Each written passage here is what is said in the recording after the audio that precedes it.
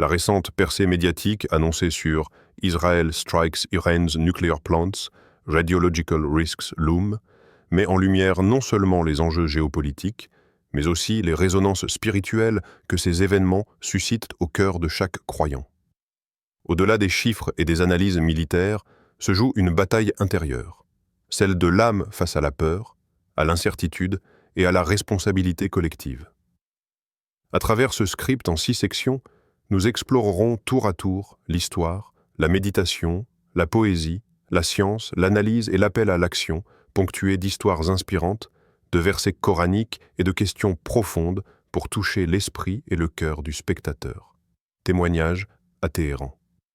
Lorsque la sirène a hurlé pour la première fois dans le ciel de Téhéran, Leïla travaillait encore dans son laboratoire de radioprotection, penchée sur des graphiques de désintégration radioactive. Le bip régulier de son compteur Geiger, qu'elle avait l'habitude d'entendre, s'est soudain figé, remplacé par la voix grave d'un haut-parleur municipal. Alerte radiologique imminente. Veuillez évacuer vers les abris désignés.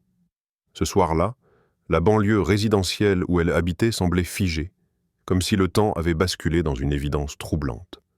Les réverbères diffusaient une lueur blafarde, projetant des ombres étirées sur les façades basses des immeubles. Le vent, chargé de poussière radioactive en suspension, en faisait teinter les branches d'un vieux peuplier contre le mur criblé de fissures. Leïla, tremblante, enfila son manteau blanc de protection et se précipita dehors. Elle n'était plus seulement l'ingénieure attentive aux chiffres, elle était désormais guide et protectrice d'une communauté en détresse. Au coin de la rue, elle repéra la famille Najafi. Un père au visage marqué, une mère serrant leurs 2 enfants contre elle, muets de terreur. Les sirènes, semblables à des bêtes affamées, faisaient vibrer leurs tripes. « Madame Leïla !» appela la mère, la voix brisée. « Comment trouver un abri ?» Sans détourner son regard des enfants aux yeux écarquillés, Leïla saisit la main du petit Amir, 6 ans à peine, dont le souffle haletant résonnait dans l'obscurité. Elle les guida à pas précipités vers un immeuble voisin transformé en refuge improvisé. Un garage souterrain, aménagé avec des bouteilles d'eau, quelques couvertures et plusieurs patients de fortune. Dans cette cavité oppressante, l'air semblait s'alourdir de chaque respiration collective. Les murs de béton, squattés par des tuyaux entortillés, vibraient sous l'écho des avions de reconnaissance ennemis. Un vieil homme, les lèvres sèches, murmurait inlassablement le même verset avant de s'effondrer contre le mur, « Wama tadri nefs mada taksibourad » et nul ne sait ce qu'il gagnera demain. Coran 31, 34. Saisissant l'opportunité, Leïla s'agenouilla auprès de la mère des enfants et chuchota elle aussi les paroles anciennes, comme on réciterait un baume pour apaiser une plaie. Le rythme lent de sa voix contrastait avec la cacophonie extérieure. Chaque syllabe devenait un fil de soie tendu vers la paix intérieure. Peu à peu, les larmes de la mère se changèrent en silence recueilli, et même Amir se mit à répéter doucement les mots coraniques, comme s'il comprenait déjà la profondeur de leurs promesses. La radioprotection, au fond, ne se limitait pas aux dosimètres et aux simulations. Elle englobait aussi la protection des cœurs. Tandis qu'elle vérifiait les niveaux de contamination sur son compteur, Leïla voyait se dessiner dans ses yeux une prise de conscience. En vérité, la crainte de l'invisible, qu'il s'agisse de particules radioactives ou de nos propres angoisses intérieures, ne se surmonte qu'en orientant son âme vers celui qui connaît le futur. À ses côtés, un groupe de jeunes ingénieurs improvisés, mal équipés mais déterminés, distribua des masques, des comprimés de jodure de potassium et des bouteilles d'eau. L'un d'eux, tremblant, avoua « Je pensais que nous allions pouvoir éviter le pire. » Leïla posa une main rassurante sur son épaule. « Rien n'est jamais totalement hors de notre portée, tant que nous unissons science et foi. » Au cœur de cet abri, l'heure semblait suspendue. Les cœurs battaient à l'unisson, oscillant entre la peur de l'inconnu et la certitude d'un soutien divin. Les visages étaient baignés d'une lumière pâle, mixte de lampes de poche et de lueurs lunaires filtrant à travers la trappe de secours. C'était un instant hors du temps, un moment où chaque croyant, comme Leïla, se retrouve prise à la croisée du devoir et de la dépendance totale à celui qui tient les clés du lendemain. Alors que l'alarme se dissipait enfin, laissant place à un silence presque surnaturel, Leila comprit que son rôle ne se limitait pas à freiner la radioactivité. Elle était gardienne d'une flamme spirituelle qu'elle devait entretenir pour elle-même et pour ceux qu'elle protégeait. Question inspirante. Lorsque l'inattendu frappe, vers quelle parole de paix vous tournez-vous pour retrouver votre stabilité intérieure? 2. L'ombre invisible. Dans l'obscurité feutrée de l'abri anti-atomique, chaque respiration résonne comme un battement de cœur universel. L'air, chargé d'une menace silencieuse, devient le cadre d'une introspection profonde. Tout comme les radiations se faufilent à travers les murs de béton, nos émotions les plus intenses traversent les barrières de la conscience, souvent à notre insu. Imaginez un instant la main d'un opérateur tenant un compteur Geiger. Le tic, tic, tic régulier se transforme en un murmure inquiétant, chaque impulsion révélant une parcelle d'invisible. À l'instar de ces impulsions, nos regrets résonnent dans le silence de l'âme, nos colères grésillent comme des particules alpha prêtes à brûler, et nos doutes diffusent une onde sourde qui perturbe la quiétude intérieure. Fermez les yeux. Visualisez une lumière douce, semblable à l'aube naissante, qui filtre à travers la trappe de secours. Cette lueur représente la conscience, cette capacité de percevoir l'imperceptible. Tour à tour, laissez-vous guider par ces 3 étapes de méditation. Reconnaissance de l'onde. Portez votre attention sur votre souffle. Observez chaque inspiration comme une invitation à détecter l'invisible. Notez les sensations physiques. Tension dans la poitrine, picotement dans l'estomac, flottement dans la tête. Chacune est une trace du rayonnement émotionnel de votre esprit. Écoute silencieuse. Imaginez que vous êtes l'opérateur de votre propre détecteur intérieur. À chaque palpitation, répondez par un « je t'entends ». Accueillez sans jugement les pensées qui surgissent. Regret, colère, anxiété. Voyez-les comme des nuages traversant un ciel clair, qui ne durent que l'instant de leur passage. Transmutation par le rappel divin. Dans ce silence, laissez émerger le verset sacré. Ala bizikrillahi tatma'innul qulub. Ce sont les cœurs qui trouvent la tranquillité dans le rappel d'Allah. Coran 13, 28. Répétez-le intérieurement, non pas comme une formule automatique, mais comme un écho qui résonne au plus profond de votre être. Au fur et à mesure que vous murmurez ce verset, sentez l'onde de vos inquiétudes se dissiper, se diluer dans l'infini de la miséricorde divine. Chaque syllabe devient un baume, apaisant les fissures de votre esprit. Pour illustrer cette métamorphose, laissez-moi partager l'histoire d'un vieil enseignant soufi rencontré sous une tente de fortune lors d'une tempête de sable. Un disciple lui demanda un jour « Maître, comment puis-je supporter l'angoisse quand je ne vois rien venir ?» Le soufi sourit et plongea une plume dans un encrier teinté de lumière. Il traça un cercle sur le sol, puis y déposa la plume. « Observe, dit-il. La tempête fit voltiger la plume, la fit tourner en spirale, puis la laissa retomber immobile au centre du cercle. « Ton cœur est cette plume, expliqua le maître. Le vent de la vie l'agite sans cesse, mais si tu peux tracer le cercle de la présence d'Allah autour de toi, alors malgré la tempête, ton essence demeure en paix. » Et qui... Dans le silence retrouvé, la plume cesse de tourbillonner, tout comme le cœur qui se repose dans le cercle sacré du rappel divin. Poursuivons cette méditation par un exercice simple à pratiquer en situation de crise. Ancrage en 4 points. Posez consciemment vos pieds au sol, contre le béton dur de l'abri. Sentez la solidité sous vos semelles. Respiration en carré. Inspirez pendant 4 temps, retenez 4 temps, expirez 4 temps, puis marquez une pause de 4 temps avant de recommencer. À chaque cycle, laissez le verset 13-28 infuser votre respiration, vision élargie.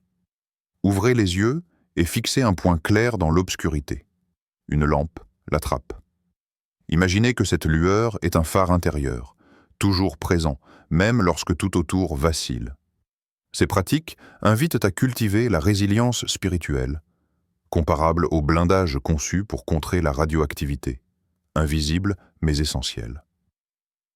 Car la véritable protection ne vient pas seulement du béton ni des comprimés, mais de la lumière divine qui guide l'âme hors de l'ombre. Question inspirante. Quel verset murmurez-vous dans le silence pour faire taire vos plus grandes inquiétudes, les cendres du futur? Une plume, légère et fragile, s'est détachée d'une aile invisible et s'est posée dans l'air tremblant d'une zone irradiée. Là, au-dessus des ruines des installations nucléaires, elle danse une sarabande aérienne, comme un être hésitant entre deux mondes, la désolation d'hier et l'espérance de demain. Chaque battement d'air soulève un nuage de cendres microscopiques, et chaque particule semble porter en elle un secret que seul le temps peut révéler. Sous ce ciel calciné, l'âme humaine s'élève, timide et audacieuse, défiant l'opacité du désastre. Elle compose un chant sans son, une mélodie tissée de silence et de soupirs, où les notes naissent du vide pour se répandre comme un souffle réparateur. C'est un murmure ténu, à peine audible, mais porteur d'une promesse. Au cœur du chaos, la vie tisse encore ses filles d'or. Sous le ciel brûlé, l'âme élève son chant, défiant la cendre, espérant le levant. Ces vers, tels des pétales déposés sur un sol de cendre, rappellent que la beauté peut naître de l'horreur la plus crue. La plume, incarnation de la légèreté éternelle, se fait métaphore de l'âme, vulnérable, égratignée, et pourtant capable de s'élever plus haut que les fumées toxiques. Imaginez maintenant l'horizon, un trait fin, presque imperceptible, où l'obscurité semble refuser de rencontrer la lumière. C'est là que le poème suspend son dernier souffle avant de renaître, là où la nuit se fissure pour laisser passer la première clarté. Chaque ray de l'aube s'insinue dans la brume radioactive, comme un pinceau délicat traçant des éclairs d'espoir sur une toile criblée de cicatrices. Dans cette cendre du futur, l'homme se tient immobile, regard tourné vers l'infime miracle de la Renaissance. Il comprend alors que la catastrophe, aussi effroyable soit-elle, n'est pas une sentence sans appel, mais un appel à la transformation. Car la cendre, loin d'être un tombeau, devient berceau. Elle fertilise l'imaginé, irrigue les racines de l'esprit, prépare le sol à la germination des rêves. Pour illustrer cette poésie de l'espoir, souvenez-vous de la légende du désert. Un vieil ermite, isolé dans un erguelis de dunes noires, dénicha un rocher calciné où, contre toute attente, une minuscule pousse verte avait jailli. Des générations de vent avaient sculpté la pierre, la chaleur du soleil l'avait fragilisée, et pourtant, la vie avait trouvé un refuge. Le vieillard versa quelques larmes, non de tristesse, mais de reconnaissance. Quand l'univers tout entier semble réduit en poussière, même un brin d'herbe suffit à réécrire la promesse de la création. Ainsi, cette plume perdue dans les radiations n'est jamais abandonnée. Elle devient confiée à la lumière naissante, témoin silencieux de la certitude que, après la plus noire des nuits, l'aube doit poindre. Dans le tumulte de cette vision résonne la parole divine. Inna maral rusr yusran. Après la difficulté vient la facilité. Coran 84, 6. Les mots coulent comme un baume sur la plaie du monde, rappelant que chaque épreuve porte en elle le germe d'un soulagement encore plus grand. L'Uzra, la difficulté, est l'épreuve du forgeron, et le Yusr, la facilité, est l'épée finie, brillante de tous ses éclats. Dans le sillage de cette certitude, la plume semble prendre son envol, portée par un souffle nouveau. Elle franchit la barrière invisible des lois humaines et rejoint les sphères éternelles, là où les cendres se transforment en poussière d'étoiles. Car l'essence même de la création est un cycle de mort et de renaissance, un ballet cosmique où la disparition n'est que prélude à l'apparition. Contemplez maintenant ce tableau. La plume, silhouette blanche sur un ciel rougi par les lueurs chimiques, glisse en silence. À chaque battement, elle effleure les souvenirs des vies brisées et les porte dans un souffle bienveillant vers l'aurore. Chaque frémissement est un pas de plus vers la réconciliation entre la chair et l'esprit, entre le tangible et l'immatériel. Et vous, spectateurs, lorsque tout semble réduit en cendres, lorsque le présent se consume dans la peur, quel brin d'espérance saisissez-vous pour murmurer à votre âme que la vie, telle une plume, peut toujours s'élever au-dessus des ruines? Question inspirante. Dans quels instants de votre vie avez-vous vu poindre l'aube après la nuit la plus obscure? Comprendre les risques radiologiques. La menace radiologique, souvent perçue comme abstraite, repose sur des phénomènes physiques précis. Pour l'aborder sereinement, il est essentiel de dissocier 3 grands types de rayonnement, d'en comprendre les effets concrets sur le corps humain, puis d'appliquer les mesures de protection adéquates. 1. Nature de la radiation. Alpha, bêta, gamma. Particules alpha. A. Description. Noyau d'hélium composé de 2 protons et 2 neutrons. Portée. Faible, quelques centimètres dans l'air. Arrêtée par une feuille de papier ou la couche morte de la peau. Danger. Si elle pénètre l'organisme, inhalation, ingestion. Elle libère d'où toute leur énergie dans un volume très restreint, provoquant des dommages cellulaires sévères. Particules bêta, V. Description. Électrons à haute énergie, émis lors de désintégration radioactive. Portée. Quelques mètres dans l'air, arrêtés par quelques millimètres d'aluminium ou de plastique. Danger. Brûlure superficielle, éruption cutanée, altération de la rétine oculaire et, en cas d'ingestion, irradiation interne modérée. Rayon gamma gros. Description.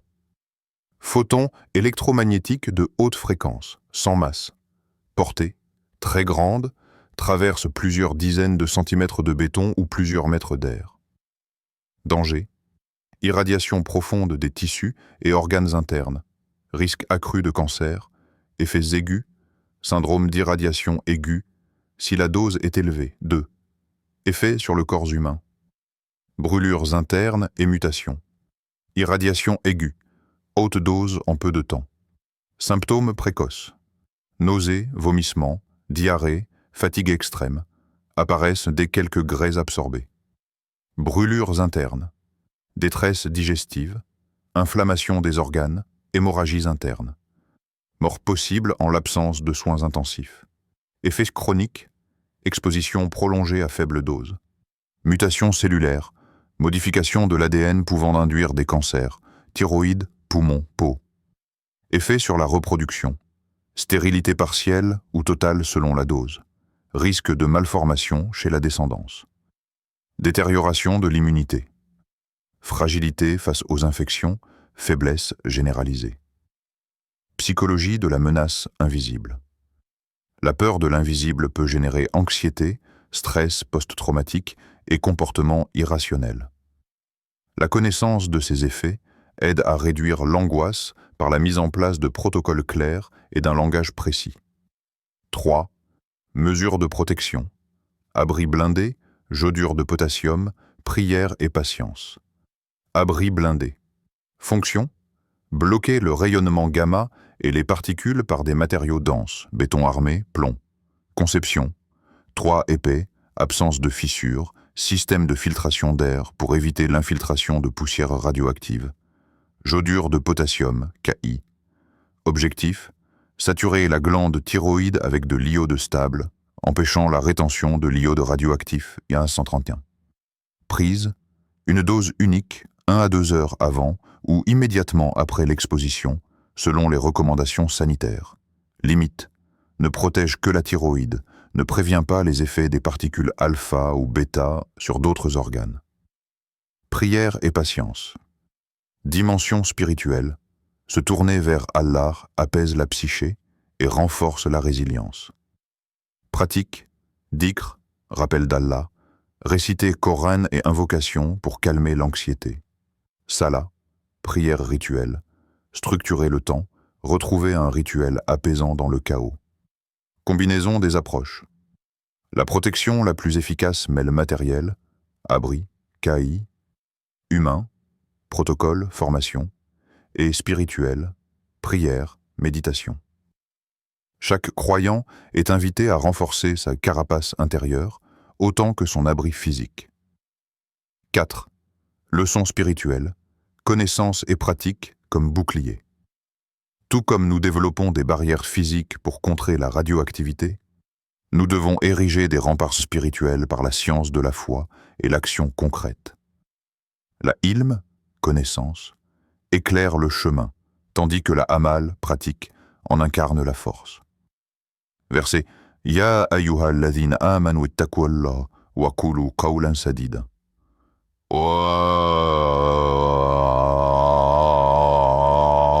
Vous qui croyez, craignez Allah et dites des paroles justes. Coran 33, 110.